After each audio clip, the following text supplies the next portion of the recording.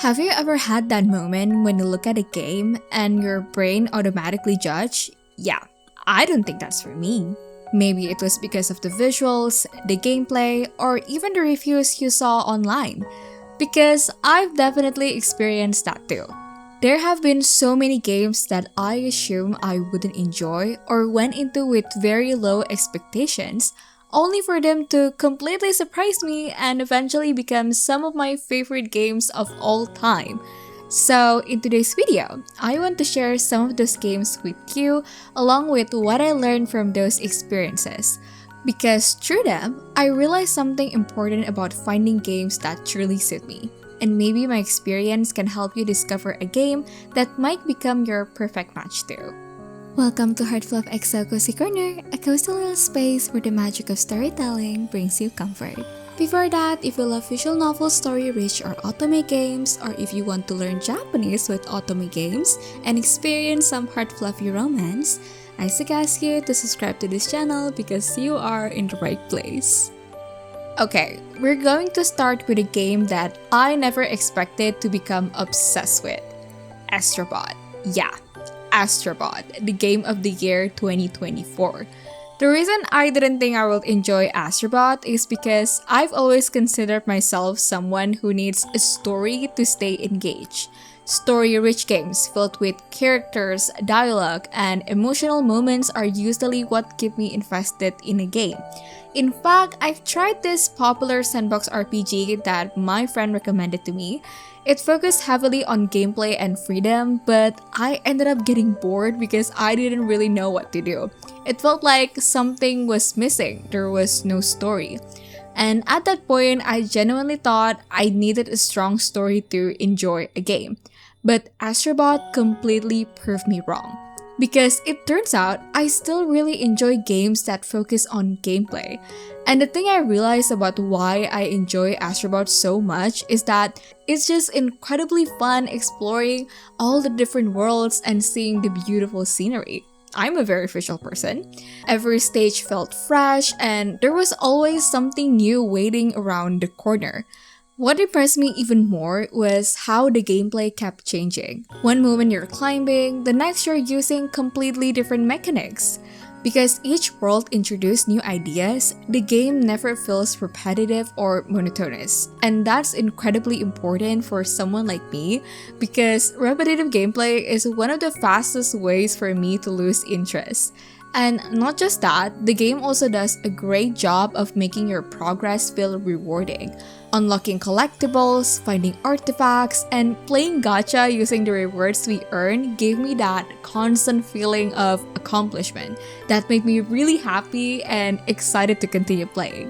I actually played Astrobot with my friend at a console rental place back then, and we had so much fun that we actually started talking about buying a PS5 just to play Astrobot, which is kind of crazy, I know. But yeah, I really did enjoy it, and no, I wouldn't buy a PS5 just for Astrobot, of course. But it is definitely the kind of game I would happily come back from time to time whenever I want to relax and simply have fun. The next game that completely surprised me is Sohee. I actually found this game during Steam Next Fest last year, and when I first looked at the premise, I was like, oh, okay, it's a story about grief. And honestly, it didn't catch my attention right away, because usually when we look at a Steam page, we naturally go and check the screenshots first, right? And at that time, when I look at the pixel art that you guys are seeing here, it didn't really show a lot of expression, so I didn't really know what to expect. I had no idea what direction the story would take. But then I saw the CG art and I thought, wow, this actually looks like my style. So I was like, oh, okay, let's try it out. I didn't have particularly high expectations going into it.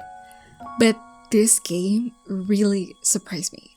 I was so surprised by how deep the story took us and how many emotions it managed to make me feel. Especially with the help of the BGM that perfectly sets the mood. It really pulled me in and made me feel all sorts of emotions alongside our main character Sohee. And the CG art, it was always used at exactly the right moment and place. the way they portray the emotions. Guys, even talking about this right now is making me teary-eyed again. The final message in the trailer when they said, "Please make Sohee happy," you'll understand it a lot more when you experience the game for yourself. Because it really makes you feel like, yeah, I want to make Sohee happy. Because she has been through so much. This game taught me not to judge a book by its cover and to experience things for myself. I genuinely encourage you guys to try the demo because if you don't, you might end up missing a masterpiece. Especially if you love emotional stories that hit you right in the feels. I still haven't had the time to continue the game after finishing the demo, but I will 100% go back and experience it until the very end. Okay, now moving on to the next game, Thesis of Love. Even though the premise immediately interested me when I first read it, I was still quite skeptical at first. I mean, all of the love interests start with existing romantic entanglements and toxic relationships. And I think that is such an interesting concept, especially in an Otome game. Because honestly, I haven't seen a premise like that in any other Otome game I've played before. But I was a little worried about the gameplay. I wasn't sure if it would end up feeling repetitive, and modern settings don't always click with me either. Sometimes they're a little too slice of life for my taste and don't really spark my interest because it just feels like a normal everyday life. But who would have thought after I played the demo? Wow, I did not expect the story to keep me that invested. I was constantly curious about the mystery surrounding us, how all of these complicated relationships would unfold, and how our relationships with the allies would eventually develop despite all of this mess. I just wanted to keep finding out. And what surprised me even more was how well balanced the gameplay felt. The stat rising system was easy to understand, it didn't stress me out, and most importantly, it never felt repetitive. And that is incredibly important to me. In fact, this game made me realize something. I actually do enjoy Otome games with gameplay. I just don't enjoy them when they're grindy. So yeah, this is definitely one of the games I'm looking forward to the most, and I will absolutely be picking it up on release day. And that wasn't the only game that completely changed my expectations. Another game that caught me off guard was Kinsfolk. The reason I was quite skeptical about this game at first is because I thought it would just be exploration without much meaning behind it. I don't know why that was my first impression, but I thought it might be one of those games where you simply walk around without much depth to the experience, I guess. But the moment I jumped into the demo, it completely changed my mind. The scenery and the transitions absolutely blew me away. Everything was so beautiful. I especially loved the very first scene when they showed the snow-covered mountains. It was such a gorgeous introduction and immediately set the mood for the journey ahead. And then there's the voice acting. I really love the voice acting in this game. The music and the atmosphere all work together so well. It genuinely made me feel like I was inside this world and fully immersed in the story. What surprised me the most was how meaningful the journey felt. As we uncover forgotten memories and reconnect with pieces of the past, the game slowly pulls us deeper and deeper into its story. It's actually a fairly short game, but I think it's the kind of experience that can leave a lasting impact on people long after they finish it. Now, speaking of games I thought I would never enjoy, let's talk about platformers. Yeah, this one surprised me too. The reason I didn't think this game, After School Afterlife, wouldn't suit me at first is because I was honestly scared of the platforming. Platformer games usually stress me out. Like, I hate it. Because they often give me that cold sweat whenever I keep falling over and over again, having to replay the same section repeatedly. It just feels so exhausting to me. So even if a game has a great story, the moment I hear it has platforming, my reaction is usually, nah, bye-bye. So I went into this game with very low expectations. The main reason I wanted to try it was because the art style and the premise immediately caught my attention. It felt quirky, full of fun surprises, and since it's also a narrative-focused game, of course I was curious. But this game turned out to be very different from what I expected. It's definitely challenging, but once you understand the core mechanic, it becomes so much easier. You just need to listen to the beat. The beat is the answer, you guys. And honestly, it's just so much fun. It's actually rare for me to say this, but a platformer game can be fun for me, which is honestly a pretty surprising discovery coming from someone like me.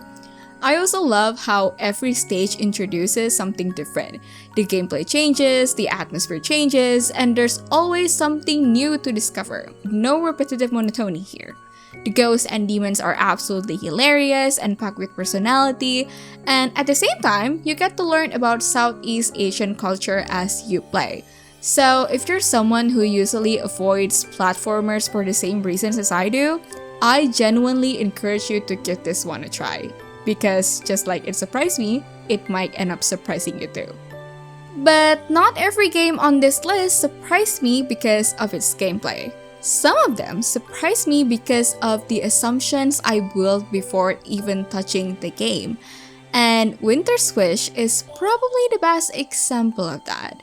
The reason I avoided this game at first, despite being genuinely intrigued by the premise, was because of the mixed reviews I kept seeing everywhere.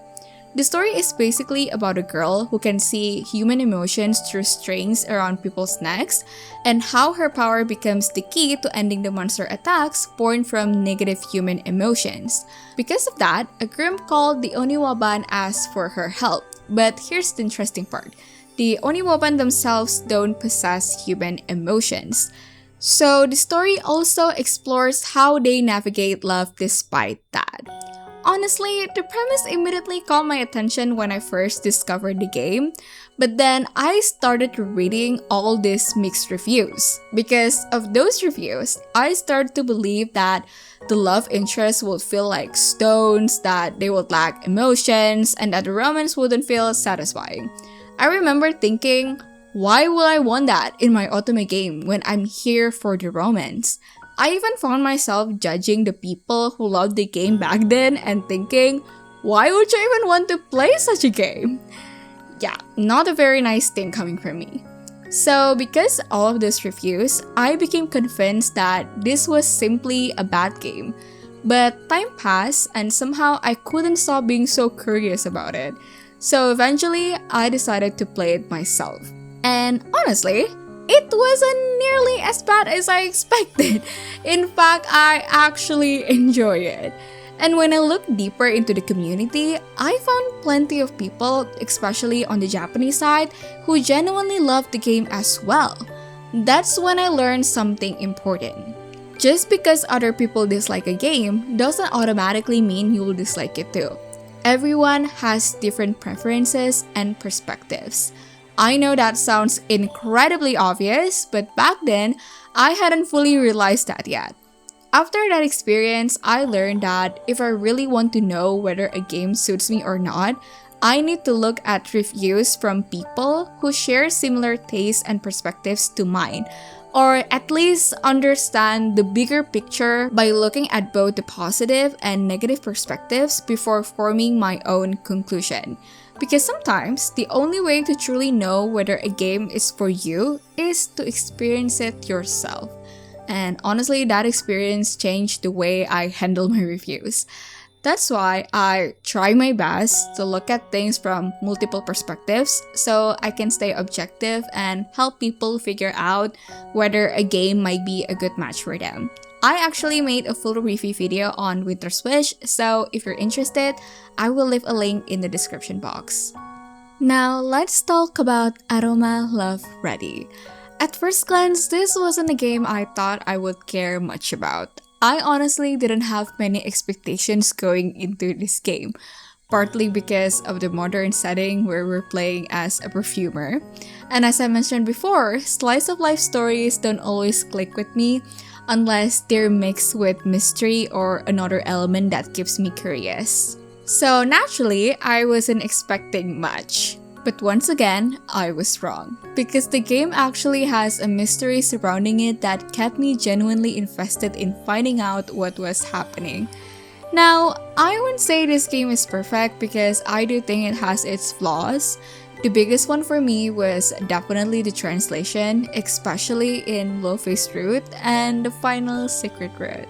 At first, the translation issues didn't bother me too much. In fact, I still found the game enjoyable. I mean, my English isn't perfect either. I'm still learning, so I'm usually not too picky when it comes to translation. But in low-faced route, there were moments when the translation issues became noticeable enough to break my immersion. I couldn't fully experience the emotional flow of this story, which is honestly such a shame because this game does so many things well. I absolutely love the variety of smaller CGs throughout the game, the oil painting style backgrounds were gorgeous, and I even found some allies that I genuinely love in this game. If the translation had been stronger, I think the experience would have been even more immersive and memorable. But despite those flaws, I still ended up loving the game. It's one of those games that surprised me a lot, and it's a game I still look back on very fondly. For the next game, have you ever felt like cozy games just aren't for you? Because that's definitely how I felt. Another game that surprised me was Alba. The reason I didn't expect to enjoy this game is because I thought it would be a little too cozy for my taste. I thought it wouldn't have a super intriguing story that would keep me on the edge of my seat or make me constantly wonder what would happen next. So I ended up thinking I would probably get bored because I've tried some of the usual cozy games people recommended before and they just weren't for me. So naturally, I assumed this probably wasn't the type of game I would get attached to. But once I started playing, I realized I was completely wrong once again. Doing all the little quests in Alba, taking photos of birds, discovering new places, and simply exploring the island turned out to be incredibly relaxing and fun. There's just something so comforting about walking around the island, enjoying the scenery, and taking everything in at your own pace. And somehow, doing all of those little quests and taking photos of birds made me feel completely immersed in the world. I don't really know how to explain it, I just love being inside that world. It felt like a place I genuinely wanted to spend time in. And I think Alba taught me that sometimes a game doesn't need huge twists, intense drama, or constant excitement to be enjoyable. Sometimes, simply existing in a beautiful world with lots of new things to discover can be enough. Now, here's another game that completely caught me off guard. Like seriously, my expectations were basically at zero here. And that is Milano's Odd Job collection. At first, I was actually quite skeptical about whether I would enjoy this game. I absolutely love the art style, but once again, this isn't exactly a story-rich game, and as I've mentioned before, I usually think I need a strong narrative to keep me invested. But once again, this game proved me wrong. It also made me realize that I was wrong about something else. I used to think that games with high replayability simply weren't for me, because in my head, replayability just meant repetition. But it turns out that when replayability is done right, it can genuinely be fun and engaging. Aside from the 8 different jobs you can try here, there are also 13 different activities you can participate in, and every single one of them has its own animation. Yes, this is where I really need to praise the devs because their attention to detail is incredible. They clearly understand the assignment, how to make a replayable game feel fresh instead of repetitive. All of those little details add so much variety to the experience that the game never feels monotonous, which is honestly crazy. Like, how did they even think of that? And it's not just that, The sense of achievement this game gives you is honestly so precious. It's the kind of game that leaves you feeling genuinely satisfied and happy after playing. Your heart just feels full. If you want to know what I mean, I've actually talked about it in much more detail in my review video, which you can find in the description below. And then there's House of Petals, a game that I voted almost entirely because of one word: yandere. I had actually been seeing this game all over my Twitter feed for quite a while, but I always assumed it wasn't for me because of one thing. It's a yandere game. And to be honest, I'm quite picky when it comes to yanderes. I mean, I love obsessive and overprotective guys in my Otome games, manhwa, dramas, you name it. In fact, it's one of my favorite tropes, especially if they are yearners. But there's still a boundary that some yandere characters end up crossing. For example, when they lock the MC in a cage, hurt the people the MC loves, or even end up hurting the MC herself. Yeah, that's a big no-no for me. So I guess you could say I like mild yanderes or yanderes with boundaries. Because of that, whenever a game advertises itself as having a strong yandere theme, I usually avoid it. Or at the very least, I need to do a deep dive first to make sure it's something I would enjoy. But House of Petals completely surprised me. In fact, it shot straight to the top of my most anticipated Otome games after I played the demo. And honestly, I have to thank the developer for inviting me to try it, because I would have missed out such a wonderful game otherwise. The writing was just so good. The story, the descriptions, the way it portrayed emotions and moments. Chef's kiss. It was so good that the moment I finished demo, I immediately backed the Kickstarter. And that's saying a lot because this was actually the very first game I've ever backed on Kickstarter. I never backed a game before. So yeah, that's how much I ended up loving it. I'm also planning to upload my gameplay reaction from the demo at some point, so you might want to stay tuned if you're curious about what made me fall in love with it. It was such a fun experience and full of surprises. Apparently, my talent for avoiding games I would end up loving wasn't over yet, because I almost skipped Bustafellows 2 back then. Ironically, despite how much I love mystery stories and murder investigations in games, I actually avoided Bustafellows at first. And once again, reviews were the reason. I kept seeing people say things like the romance is really low. I even saw posts saying the romance is only 2%, which is honestly a little exaggerated in my opinion. But because Bustafellows is an Otome game, that worried me. Because when I play an Otome game, it's different from other visual novels. I come here because I want both a good story and a good romance. The balance between those things, plot and romance, is really important to me. So because of those reviews, I convinced myself that this game probably wasn't for me. But eventually, I gave it a chance. And oh boy, I almost missed another gem because of reviews again. But because of that experience, I finally learned that everyone has their own definition of romance. For some people, the romance might feel low. For others, it might feel perfectly balanced. And for someone else, it might even feel like a lot. It all depends on what romance means to you personally. And honestly, that's completely okay. But I do wish people would explain those things in more detail sometimes so I would know whether that kind of romance would work for me or not. Because without context, it's hard to know whether that criticism actually applies to you. And that's actually one of the reasons I started including my idea of romance system in my Otome reviews recently, where I would share things like, if your idea of romance is like this, you'll probably be fine, or if you're looking for this type of romance, this game might not work for you. So yeah, you can thank Bustafellows for that. I've also made review videos about the Bustafellows series, so if you're interested, you can find them in the description box below.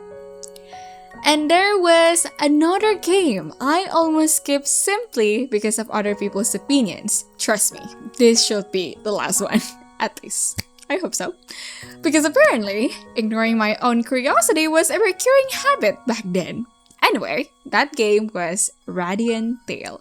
Back then, I used to think that mixed reviews automatically meant a game was bad. I also somehow convinced myself that the game would just be about circus daily life, which looking back was honestly just my own assumption. But once again, I ended up being completely wrong because I actually enjoyed this game a lot. What really won me over was the found family dynamic, the fairy tale atmosphere, and the story's message about hope.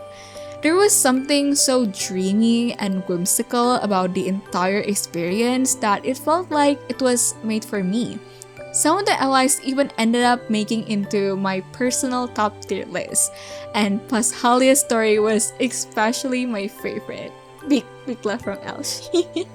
Now, of course, I don't think the game is perfect. There were definitely some plot points that made me raise my eyebrow a little, especially in Reddy's route.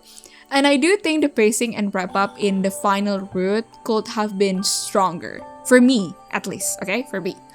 But despite these flaws, I still ended up loving the game. I love the characters, I love their relationships and dynamics, and more than anything, it was a game that genuinely warmed my heart. It's one of those games that reminded me once again that mixed reviews don't automatically mean a game won't be a perfect match for you. And finally, the most recent game that surprised me was Magical Princess. Even though the art was absolutely gorgeous and immediately caught my attention the moment I saw it, I was still skeptical at first. Because once again, it's a stat rising game. At this point, you're probably tired of hearing me complain about repetitive gameplay. Maybe you're already bored hearing me say that in this video. I was worried it would end up feeling repetitive and grindy.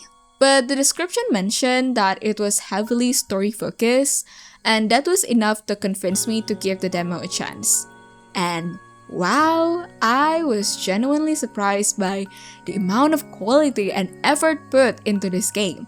You can feel it almost immediately the moment you start playing. From the visuals, the voice acting, to the way the story is presented, everything feels incredibly polished. There are also so many small CGs throughout the game, and I really need to praise that because it helps you visualize what's happening and makes the story feel much more immersive. The characters also feel incredibly alive, and I absolutely love seeing that. But what surprised me the most was actually the stat rising system itself, because somehow it didn't feel repetitive at all, which is honestly crazy. I know, I keep saying that. Instead of simply repeating the same actions over and over again, you're constantly making choices, and then the game actually rewards those choices with meaningful story content, not just short scenes either, proper in-depth scenes. And that made a huge difference for me. Because one of the things that usually bothers me about stat rising and management games is that the gameplay loop often feels too short. You repeat actions, get a tiny bit of story, and then immediately go back to repeating those same actions again. And that's usually the point where it starts to feel repetitive for me. But Magical Princess helped me realize something. If I want to enjoy this kind of games, I need a longer gap between management sections. I need to be constantly shown something new, whether that's new discoveries, meaningful choices, or substantial story content before returning to the management side of things. And Magical Princess does exactly that. So yeah, this game ended up being way more addictive than I expected. And I genuinely can't wait to get the full game and experience everything it has to offer. So yeah guys, those were some of the games that I either had very low expectations for or genuinely didn't expect to love but ended up loving anyway. Through all of those experiences, I gradually learned more about the kinds of things I personally enjoy in games. I learned that just because a game has mixed or negative reviews on Steam, blogs, or videos doesn't automatically mean you won't enjoy it. I learned that just because a gameplay genre isn't usually your thing doesn't mean it's not for you either. Because at the end of the day, it depends on so many factors: the gameplay loop, the atmosphere, the way the story is presented, your personal preferences, and even your perspective going into it. And honestly, one of the biggest things I learned from all of this is that there isn't really such a thing as a bad game. Sometimes it just hasn't found its audience yet. That's why I think it's important to give games a chance whenever possible.